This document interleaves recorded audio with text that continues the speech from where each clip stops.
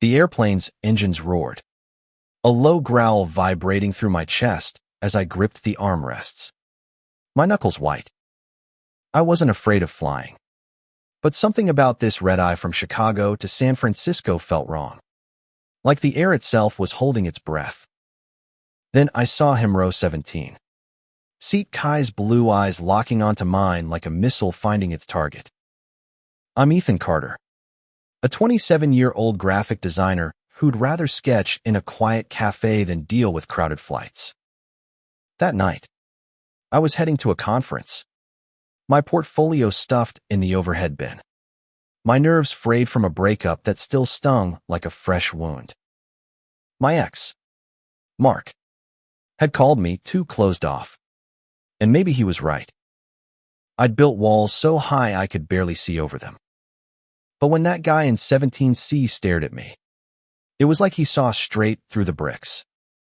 His name, I'd later learn, was Lucas Reed. He was lean, with sharp cheekbones and a jawline that could cut glass. But it was his eyes that got me piercing, like he was reading my soul. He wore a black leather jacket, scuffed at the elbows, and his dark hair fell just enough to look effortless. I tried to focus on my journal, sketching random lines to calm my racing heart. But every few minutes, I'd catch him glancing over. It wasn't casual. It was deliberate, like he was daring me to acknowledge him. The flight was half empty, the cabin dim, most passengers already dozing under their thin airline blankets. I shifted in my seat, 14A, by the window, trying to shake the feeling that something was about to happen. I'd always trusted my gut had saved me from bad clients and worse relationships, but this time, it was screaming. When the seatbelt sign flicked off, Lucas stood, his movement smooth, predatory almost, and headed toward the back of the plane. As he passed my row, he slowed, his gaze flicking to my journal, then back to my face. My breath hitched. I don't know why I followed him. Maybe it was the way his eyes seemed to promise something danger. Maybe. Or truth. I stuffed my journal into my backpack and stood, my legs shaky, telling myself I just needed to stretch.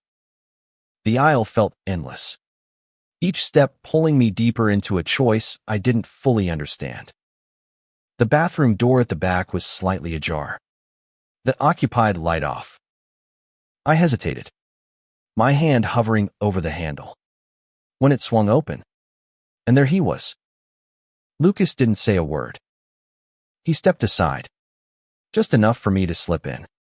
And before I could second-guess myself, I was inside, the door clicking shut behind us. The space was tiny, barely enough room for one person, let alone two. The hum of the plane was louder here, a constant drone that drowned out the world. His breath was warm against my neck as he leaned in, his voice low, rough. "You're Ethan, right?" I froze. "How do you know my name?" He smirked, but it wasn't cruel just knowing, like he'd already figured me out. "Your boarding pass. It fell out when you grabbed your bag." He held it up, my name printed in bold.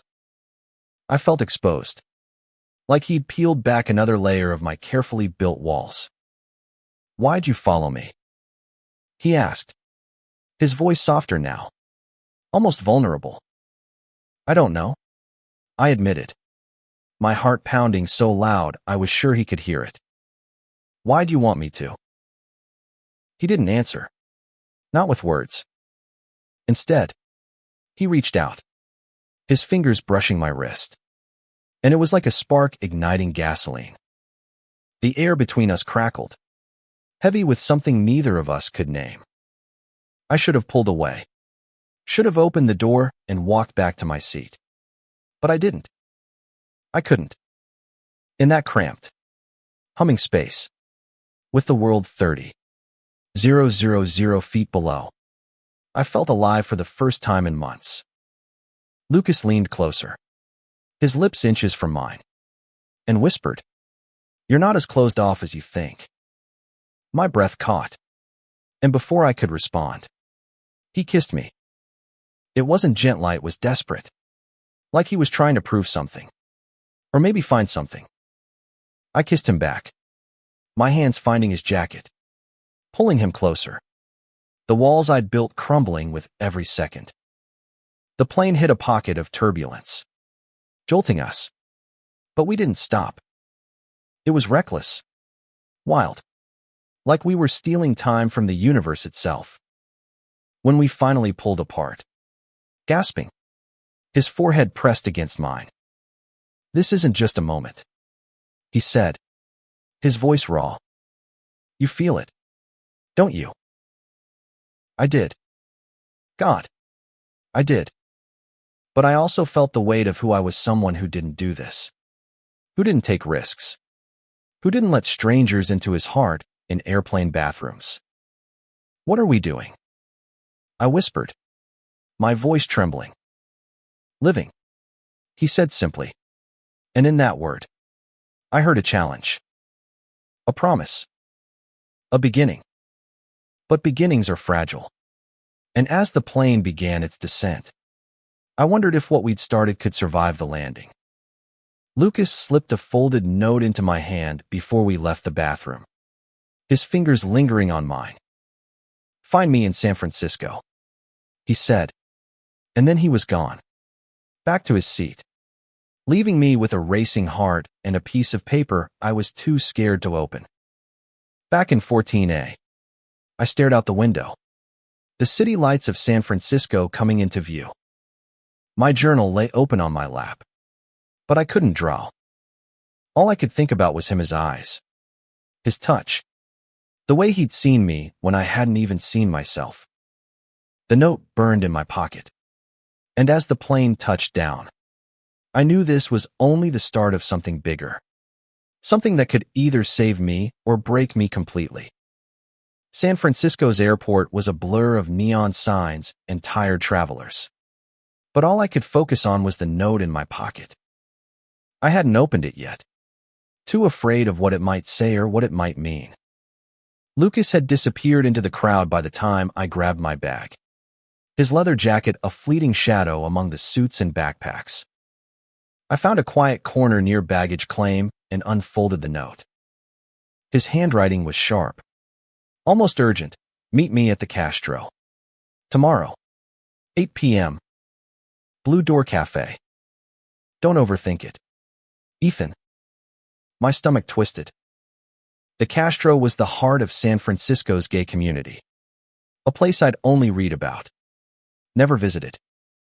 Mark had called it too loud, too much, and I'd nodded along, too scared to admit I wanted to see it for myself. Now, Lucas was pulling me toward it, toward him, toward something I wasn't sure I was ready for. I checked into a small hotel near the conference center, the kind with thin walls and questionable coffee.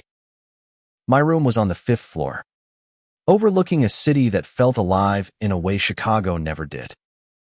I tossed my bag on the bed and pulled out my journal, trying to sketch Lucas's face, those eyes, that smirk, but my hands shook. What was I doing? I'd kissed a stranger in an airplane bathroom. I'd followed him into a space so small it forced us to collide. And now I was considering meeting him again. This wasn't me. Or maybe it was. And that scared me more. The next day, the conference was a haze of panels and networking, my mind only half present. I pitched my designs to clients, smiled at the right moments, but all I could think about was 8 p.m. By 7:30, I was standing outside the Blue Door Cafe, my heart hammering. The Castro was electric, rainbow flags fluttered above bars. Couples walked hand in hand, and music spilled from open doors. I felt out of place, my button-up shirt too stiff, my nerves too raw. But then I saw him. Lucas was leaning against the cafe's blue door, his jacket slung over one shoulder, a cigarette dangling unlit from his lips. He looked like he belonged here, like the city had molded itself around him. When he saw me, his face lit up not with a smile, but with something deeper, like relief. "You came," he said, stepping closer. "Didn't have much choice," I muttered, trying to sound casual, but my voice betrayed me. He laughed, soft and low, and gestured for me to follow him inside. The cafe was warm, crowded, the air thick with the smell of coffee and fresh bread. We grabbed a corner table, and for a moment, it was just us, the world outside fading away. "So," Lucas started, leaning back in his chair, "why'd you really follow me last night?" I swallowed, my fingers tracing the edge of my coffee mug. "I don't know. You looked at me like you already knew me. Like you saw something I didn't." "Maybe I did," he said, his eyes searching mine. "You're not as hard to read as you think. Ethan, you're carrying something heavy. What is it?" I wanted to deflect, to change the subject, but his gaze pinned me in place. So I told him about Mark, about the breakup, about feeling like I'd lost a part of myself. Lucas listened, really listened, his fingers tapping lightly on the table, his eyes never leaving mine. When I finished, he leaned forward, his voice quiet but firm. "You're not broken, Ethan. You're just stuck. And I'm not saying I'm the answer, but maybe I'm a start." His words hit harder than I expected, like a key turning in a lock I didn't know was there. We talked for hours, the cafe emptying around us, the conversation weaving between our pasts, our fears, our dreams. Lucas was a photographer, always chasing the next shot, the next story. He'd grown up in a small town in Ohio, where being openly gay meant risking everything. He'd fought for every inch of who he was, and it showed in the way he carried himself, unapologetic, alive. As we left the cafe, the night air cool against my skin, he grabbed my hand. It was bold, public, and my first instinct was to pull away. But I didn't. His grip was steady, grounding, and for the first time in years, I didn't feel alone. We walked through the Castro, the streets alive with laughter and music, and I let myself imagine a life where I could be this free, this open. But freedom comes with a cost. As we stopped under a streetlight, Lucas's phone buzzed, and his face darkened. He glanced at the screen, then at me, his expression unreadable. "I need to tell you something," he said, his voice low. "But not here. Tomorrow. My place." My stomach dropped. "What is it?" He shook his head, his hand tightening around mine. "Tomorrow, Ethan. Just trust me." I nodded, but as we parted ways, the note from the plane felt heavier in my pocket, like a warning I hadn't heeded. Lucas was pulling me into his world, but I couldn't shake the feeling that his world held secrets, ones that could unravel everything we'd just started to build. The next morning, I woke to a text from Lucas. "Meet me at my place. 6 p.m. 324 Haight Street. App 4B. No explanation. Just an address and a time." I stared at the message, my thumb hovering over the reply button. Part of me wanted to run toward him. Part of me wanted to book the next flight back to Chicago. But the memory of his hand in mine, the way he'd made me feel seen, kept me tethered. The conference dragged on, each panel blurring into the next. I sketched in my journal, but every line turned into Lucas's eyes, his jaw, the curve of his lips when he smirked. By 5:30, I was in a cab, the city flashing by in a kaleidoscope of color and sound. Haight Street was gritty, vibrant, lined with murals and thrift shops. Lucas's building was old, its brick facade weathered but charming. I buzzed for B, my heart in my throat. He opened the door barefoot, wearing a faded band tee and jeans, his hair still damp from a shower. "You're early," he said, a grin tugging at his lips. "I like that." His apartment was small, cluttered with camera equipment and stacks of photos. A worn couch sat against one wall, a coffee table covered in prints and half-empty coffee mugs. It felt like him, chaotic, alive, unfiltered. He offered me a beer, and we sat on the couch, the space between us charged with unspoken questions. "So," I said, trying to keep my voice steady, "what did you need to tell me?" Lucas took a long sip of his beer, his eyes fixed on the bottle. "I wasn't supposed to be on that flight," he said finally. "I was supposed to fly out the next day, but I changed my ticket last minute. I saw you at the gate. Ethan. Something about you. I don't know. I just knew I had to talk to you." My chest tightened. "You changed your flight for me." He nodded, his gaze meeting mine. "Sounds crazy, right? But I've spent my whole life chasing moments, and you felt like one I couldn't let pass." I didn't know whether to be flattered or freaked out. "That's intense," I said, my voice barely above a whisper. "I know," he said, leaning closer. "But I don't do things halfway. And I don't think you do either, even if you're scared to admit it." He was right, and it terrified me. I'd spent so long playing it safe, hiding behind my sketches and my fears, that the idea of diving into something real with him felt like jumping off a cliff. But before I could respond, he kissed me again, slower this time, like he was memorizing me. My hands found his shoulders, his neck, and for a moment, the world was just us, tangled together on that worn-out couch. But the moment shattered when his phone rang, shrill and insistent. He cursed under his breath and answered, his voice sharp. "Yeah? What?" "I told you. I'm done with that."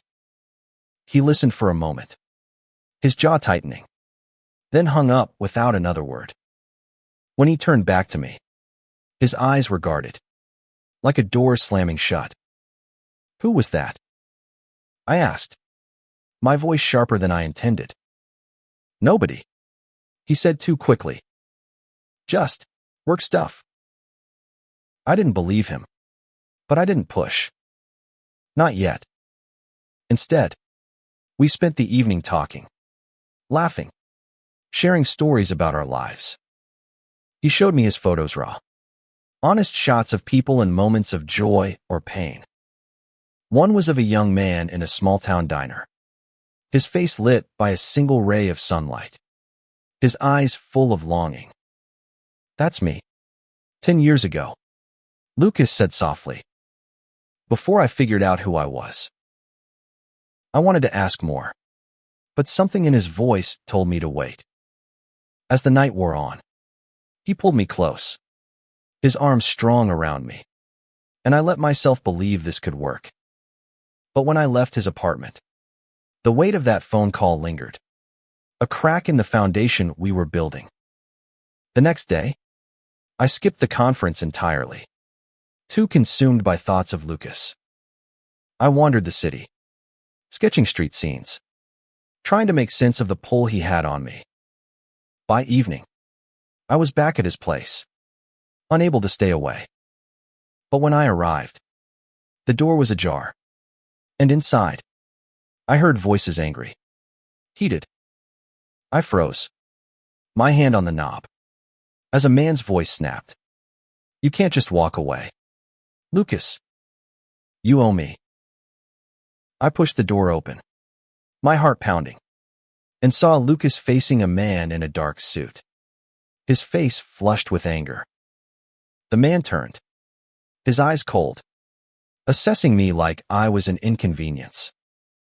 "Who's this?" he demanded. Lucas's gaze flicked to me, a mix of fear and something else, guilt. "Maybe. Ethan, you shouldn't be here." But I was. And whatever was happening, I was already part of it. The air in Lucas's apartment was thick with tension, the kind that makes your skin prickle. The man in the suit stood too close to Lucas, his posture aggressive, like a predator cornering its prey. I wanted to bolt, but my feet were glued to the floor. My eyes locked on Lucas's face bale. Taut, but defiant. "Ethan, go," Lucas said, his voice low, urgent. But I didn't move. I couldn't. Whoever this guy was, he was part of the secret Lucas had been dodging, and I wasn't about to leave him to face it alone. "Who's he?" I asked, my voice steadier than I felt. The man smirked, his eyes raking over me like I was a puzzle he didn't care to solve. "Nobody you need to worry about, kid." He turned back to Lucas. "We had a deal. Reed. You don't get to just walk away because you're playing house with some random guy." Lucas's jaw clenched, his hands balling into fists. "I told you. Victor. I'm out. I paid my debt." Victor laughed. A cold, hollow sound. "You think a few photos clear what you owe? You're in too deep for that." I stepped forward, my heart racing. "What's he talking about?" "Lucas." Lucas's eyes met mine, and for a moment, I saw the boy from the diner photo scared, trapped. "Ethan, please. I'll explain later. Just go." But I wasn't leaving. Not now. "No. I'm here. Tell me." Victor's smirk widened, like he was enjoying the chaos. "Oh, this is rich. Your new boyfriend doesn't even know, does he?" He stepped closer to me, his voice dripping with menace. "Ask your boy here about the photos he took for me. The ones that got him in trouble." Lucas moved between us, his body a shield. "Leave him out of this. Victor." But Victor wasn't done. "You want to play hero? Lucas, tell him how you got mixed up with me. Tell him about the jobs, the money, the people you screwed over." I felt like I'd been punched. "Lucas, what's he talking about?" Lucas's shoulders slumped, the fight draining out of him. I was young. Ethan. Stupid. I needed money. And Victor, he offered me a way out. I took photos for him, surveillance. Mostly. Some were less legal. I didn't know how deep it went until it was too late. My stomach churned. Surveillance. Illegal. This wasn't the Lucas I'd met, the one who'd kissed me like I was his salvation. "What kind of photos?" I asked, my voice barely a whisper.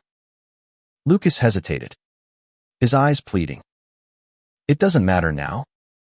I'm trying to get out. That's why I was on that flight. To get away from him." Victor laughed again, stepping toward the door. "You don't get to walk away, Reed. Not until I say so. You've got 1 week to deliver, or I find you and your new friend."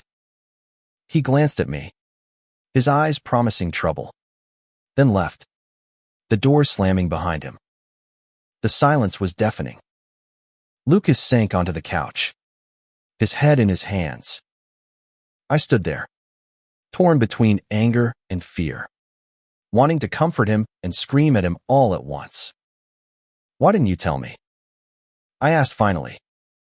"I didn't want you to see me like this," he said, his voice breaking. "I wanted to be someone you could trust." I sat beside him, My mind racing. You should have told me. I deserve to know. I know. He whispered. I'm sorry. Ethan. I didn't expect this you. I thought I could leave it all behind. I wanted to believe him. But Victor's words echoed in my head. What had Lucas done? And how much danger was I in just by being here? But as I looked at him, his eyes red, his hands trembling, I saw the truth. He was scared. Just like me. And despite everything, I still wanted to be near him. We'll figure this out, I said, surprising myself. But no more secrets. Lucas, promise me. He nodded, his hand finding mine. No more secrets. That night, we stayed up, piecing together his story. Victor was a fixer, someone who worked in the shadows of San Francisco's underworld, hiring people like Lucas to gather dirt on rivals, politicians, anyone with power. Lucas had been desperate when he'd started. A kid with no family, no safety net. The money was good, but the cost was his freedom. He'd been trying to break free for years, but Victor always pulled him back. As dawn broke, Lucas showed me a photo he hadn't shared before, his self-portrait, taken in a mirror, his face half-shadowed, his eyes full of regret. This is who I was, he said. I don't want to be him anymore. I touched his hand, my heart aching. Then don't. We'll find a way. But even as I said it, I knew it wouldn't be easy. Victor wasn't the kind of man who let go, and Lucas's past was a weight we'd both have to carry. As I left his apartment, the city waking around me, I felt the pull of something bigger, love. Maybe. Or hope. But I also felt the shadow of danger, creeping closer with every step. The next few days were a blur of fear and defiance. Lucas and I stuck close, moving between my hotel and his apartment, always looking over our shoulders. Victor's threat hung over us like a storm cloud, but being with Lucas made it bearable. Every touch, every glance, felt like a rebellion against the fear trying to pull us apart. We spent hours planning, trying to find a way out. Lucas had evidence photos, recordings, things he'd kept as insurance against Victor. If I can get these to the right people, he said one night, his voice low as we sat on his couch. Victor's done. But it's risky. He's got connections everywhere. I nodded, my hand resting on his. Then we do it together. Whatever it takes. His eyes softened, and he kissed me, slow and deep, like he was trying to anchor us both. You don't have to do this, Ethan. You can walk away. No, I said firmly. I'm in. All the way. The plan was simple but dangerous. Lucas would leak the evidence to a journalist he trusted, someone who'd been digging into Victor's operations for years. The catch: we had to deliver it in person, and Victor's people were watching. We decided to meet the journalist, Mia Chun, at a crowded street festival in the Mission District, where we could blend in. It was our best shot at staying safe. The festival was chaos music blaring, food stalls packed, people dancing under strings of fairy lights. Lucas clutched a USB drive with the evidence, his jaw tight as we moved through the crowd. I scanned every face, half expecting Victor to appear. My sketchbook was tucked under my arm, a habit I couldn't shake, grounding me in the madness. We found Mia near a taco truck, her sharp eyes scanning the crowd. She was small, fierce, with a notebook tucked under her arm. You're late, she said. Her voice clipped. Lucas handed her the drive, his hand steady despite the tension in his face. This is everything, he said, Names, dates, photos. Victor's whole operation. Mia nodded, slipping the drive into her pocket. I'll need a week to verify this. Stay low until then.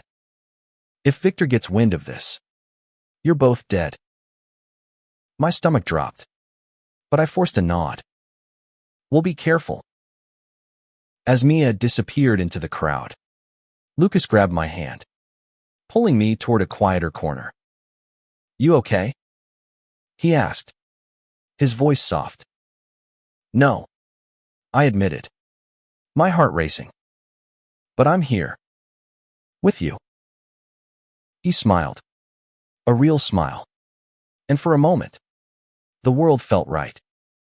We wandered the festival, stealing moments of normalcy, sharing a taco, laughing at a street performer, kissing under a string of lights. It was reckless. Maybe. But it was ours. But the illusion shattered when we got back to Lucas's apartment. The door was ajar. The lock broken. Inside, the place was trashed, photos torn, furniture overturned. On the coffee table, a note in sharp, angry handwriting, "You're out of time. Read." My blood ran cold. Lucas's face was pale, but his voice was steady. We need to move. Now. We grabbed what we could: his camera, my sketchbook, a few clothes, and left, checking into a cheap motel on the edge of the city. The room smelled of stale cigarettes, but it was safe. For now. Lucas sat on the bed, his head in his hands. I'm so sorry. Ethan. I dragged you into this. I sat beside him, my hand on his back. You didn't drag me. I chose this. I chose you. He looked at me, his eyes raw. Why? I'm a mess. My past is a mess. Because you make me feel alive, I said, my voice breaking. Because you see me. And I see you. He kissed me then, desperate, like he was afraid I'd disappear. We made love that night, not out of lust, but out of need. A way to hold on to each other in a world that felt like it was crumbling. As we lay there, tangled in the sheets, I knew I'd fight for him. For us. No matter what came next. But the next morning, my phone buzzed with a text from an unknown number. You're in over your head. Ethan. Walk away. Or you both pay. Attached was a photo of us at the festival, taken from a distance. Our faces clear. Victor was closer than we thought, and time was running out.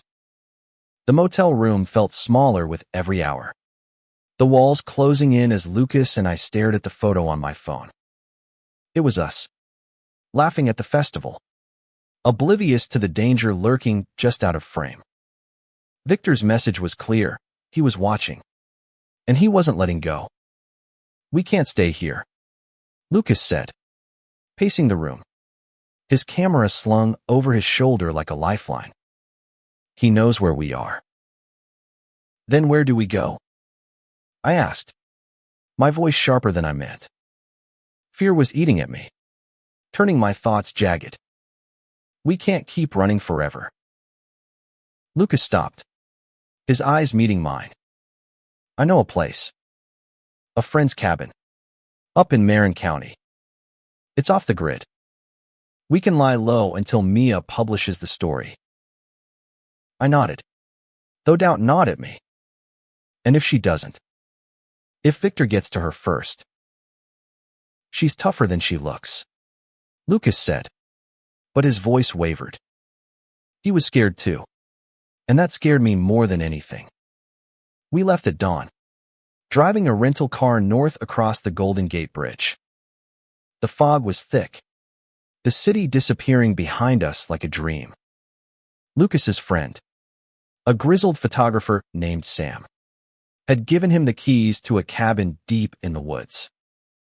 It was small, weathered, with no Wi-Fi, No signal, just us and the trees. For the first time in days, I felt like I could breathe.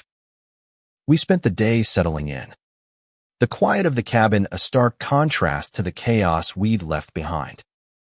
Lucas set up his camera, taking shots of the forest, the light filtering through the pines. I sketched him, capturing the way his brow furrowed when he focused, the way his hands moved with purpose. It was peaceful, almost, but the weight of Victor's threat lingered. That night, we sat by a small fire, the crackle of wood the only sound. Lucas pulled out a photo, one he hadn't shown me before, a picture of him as a teenager, standing in a field, his face bruised but defiant. This was after my dad kicked me out. He said quietly, "For being gay. I thought I'd never find a place to belong. Until you." My throat tightened. "You don't have to do this alone anymore," I said, taking his hand. "We're in this together." He leaned against me, his head on my shoulder, and for a moment, I let myself believe we could stay here, hidden away, safe. But reality crashed in the next morning when Sam arrived, his face grim. "Mia's story got delayed," he said. "Her editors spooked. Says it's too dangerous." Lucas's face went white. "What does that mean?" "It means Victor's got more pull than we thought," Sam said. "He's leaning on people. You need to stay hidden." I felt like the ground was slipping out from under me. "How long?" I asked. Sam shook his head. "As long as it takes." Lucas and I spent the next few days in a tense limbo, jumping at every sound, checking the windows obsessively. But in the quiet moments, we found each other. We talked about everything: our fears, our hopes, the lives we wanted. I told him about my dream of opening a small art studio, a place where people could create without judgment. He talked about traveling the world, capturing stories through his lens. We made plans, fragile but real, and it gave us something to hold on to. One night, as rain pounded the cabin roof, Lucas turned to me, his eyes fierce. "If we get through this, Ethan, I want a life with you. A real one." I kissed him, my heart full despite the fear. "We will," I promised. "We'll make it." But promises are hard to keep when the past won't let go. The next morning, we woke to the sound of tires on gravel. Lucas peered through the window, his body tensing. "It's him," he whispered. "Victor." My heart stopped. We were trapped, miles from help, with nowhere to run. Lucas grabbed his camera, his hands steady despite the fear in his eyes. "We fight," he said. "For us." I nodded, gripping my sketchbook like a weapon, knowing that whatever happened next would change us forever. The cabin door rattled as Victor pounded on it, his voice sharp and commanding. "Open up. Read. You're only making this harder." Lucas's hand tightened around mine. His eyes locked on the door. "Stay behind me," he whispered, his voice steady but laced with fear.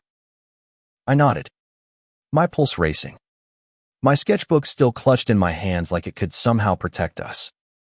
"Ethan," Lucas said, his voice low, "if anything happens, you run. Get to Sam's truck. Drive to the nearest town. And don't look back." "No," I hissed. "I'm not leaving you." Before he could argue, the door splintered, and Victor stepped inside, flanked by two men in dark jackets. He was older than I'd expected, his hair graying, but his presence was suffocating, like he carried the weight of every bad decision Lucas had ever made. His eyes flicked to me, then back to Lucas. a smirk curling his lips. You've been busy. Read. Found yourself a sidekick. Leave him out of this. Lucas snapped, stepping forward. This is between you and me. Victor's smirk faded. You think you can just walk away? Hand over a USB drive and call it a day. You know too much. Lucas. And now? So does he. He nodded toward me, and one of his men stepped closer, his hand resting on something under his jacket. My stomach twisted, but Lucas didn't flinch. I've got copies. Victor. If anything happens to us, they go public. You're done. Victor's eyes narrowed, but he didn't move. You're bluffing. Try me, Lucas said, his voice like steel. The standoff stretched, the air thick with the threat of violence. I could see Lucas's mind working, calculating, waiting for an opening. Then, in a flash, he moved, grabbing a heavy tripod from his camera gear and swinging it at the nearest man. The guy stumbled, cursing, and chaos erupted. Run, Lucas shouted, shoving me toward the back door. I hesitated, but his eyes were fierce, pleading. I bolted, my heart pounding as I stumbled into the rain-soaked woods. Behind me, I heard grunts, crashes, the sound of a struggle. I wanted to go back, but Lucas's words echoed in my head. Run. I made it to Sam's truck, fumbling with the keys Lucas had given me. My hands shook as I started the engine, the rain blurring my vision. I drove, the narrow road twisting through the trees, my mind screaming with guilt and fear. I'd left him. I'd left Lucas. Miles later, I found a gas station with a payphone, rusted, but working. I called Sam, my voice trembling as I told him what happened. Stay there, he said. I'm coming. Hours passed, each one an eternity. Sam arrived with Mia, her face grim but determined. We got the story out, she said. It's online now. Victor's name, his connections, everything. The feds are already moving. What about Lucas? I asked, my voice breaking. Sam shook his head. I don't know. I'm going back to the cabin. I insisted on going with him, despite Mia's protests. When we reached the cabin, it was quiet, the door hanging off its hinges. Inside, the place was wrecked, but Lucas was gone. So was Victor. My heart sank, fear clawing at me. Had Victor taken him? Was he hurt? Alive? Sam found a note tucked under a broken camera lens. Ethan. I'm okay. Find Mia. Trust her. Relief flooded me, but it was tinged with dread. Lucas was out there, still running, still fighting. Mia took me to a safe house in the city, a small apartment where she and her team were monitoring the fallout. The story was everywhere: news outlets, social media, ex-posts lighting up with reactions. Victor's empire was crumbling, but he was still out there, and so was Lucas. That night, I sat by the window, my sketchbook open, drawing Lucas's face from memory. Every line felt like a prayer, a plea for him to be safe. Mia sat beside me, her voice soft. He's tough, Ethan. He'll find his way back to you. I wanted to believe her, but the uncertainty gnawed at me. Lucas had changed me, pulled me out of my shell, shown me what it meant to live without fear. But now, I was terrified not just for him, but for what we'd lose if we didn't make it through this. As dawn broke, my phone buzzed with a new message from an unknown number. I'm coming for you. Ethan. Stay strong. It was Lucas. He was alive. And no matter what came next, I knew I'd fight for him, just as he was fighting for me. The safe house was a cage of shadows, every creak and rustle setting my nerves on edge. Mia's team worked around the clock, tracking leads. But Lucas's message was all I had to hold on to. I'm coming for you, Ethan. Stay strong. I read it over and over, my thumb tracing the screen, willing him to be safe. Days passed, each one heavier than the last. The news was relentless. Victor's associates were being arrested, his network unraveling. But he was still a ghost. Mia's story had lit a fire, and the feds were closing in. But Lucas was out there, somewhere, and I couldn't shake the fear that Victor would find him first. I kept sketching, filling my journal with images of Lucas the way he'd looked in the plain bathroom. His eyes fierce and vulnerable. The way he'd smiled at the festival, carefree for a moment. The way he'd stood up to Victor, defiant even when he was scared. Each drawing was a way to keep him close, to believe he'd make it back to me. One night, Mia burst into the safe house, her face alight with urgency. We've got a lead. Lucas was spotted in Oakland, near the docks. He's moving fast, but Victor's people are close. My heart leapt. I'm coming with you. It's too dangerous, she said, but I was already grabbing my jacket. I'm not staying behind, I said, my voice firm. He's out there because of me. I'm going. Mia relented, and we piled into a car with two of her contacts, both ex-cops with grim expressions.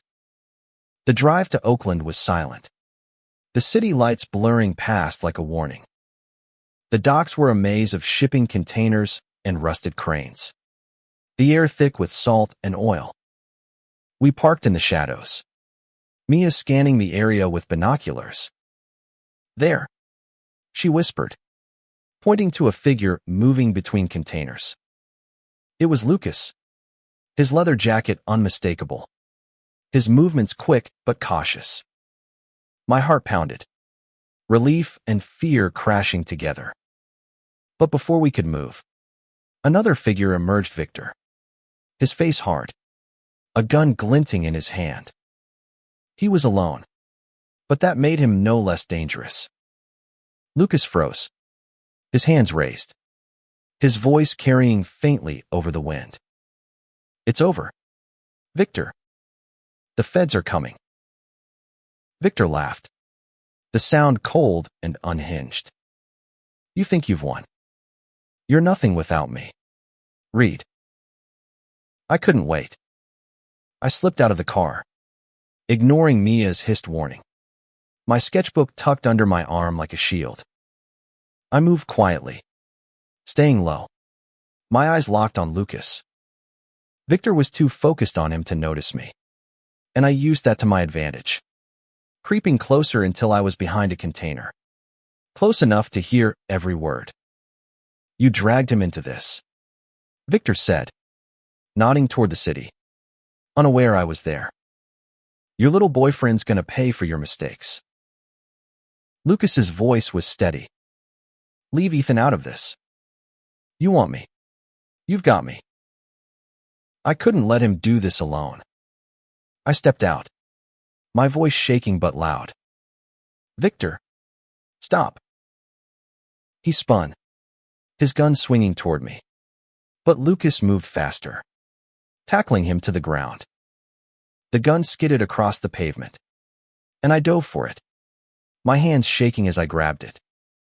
Stay down, I shouted, pointing it at Victor, my heart hammering so hard I thought it would burst. Lucas pinned Victor, his knee on his chest, until Mia and her team arrived, restraining him. Sirens wailed in the distance, growing closer. Lucas stood, his eyes finding mine, and in that moment, the world stopped. He was alive. We were alive. We fell into each other's arms. The gun forgotten.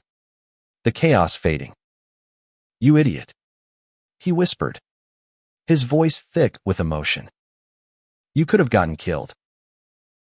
"So could you," I said, my hands gripping his jacket, afraid to let go. The feds arrived, cuffing Victor and dragging him away. Mia gave us a nod, her face softening for the first time. "You two are something else," she said. "Go home. You've earned it." We did. Eventually. But not to Chicago or Lucas's apartment.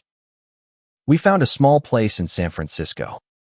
A studio with big windows and enough space for my sketches and his photos.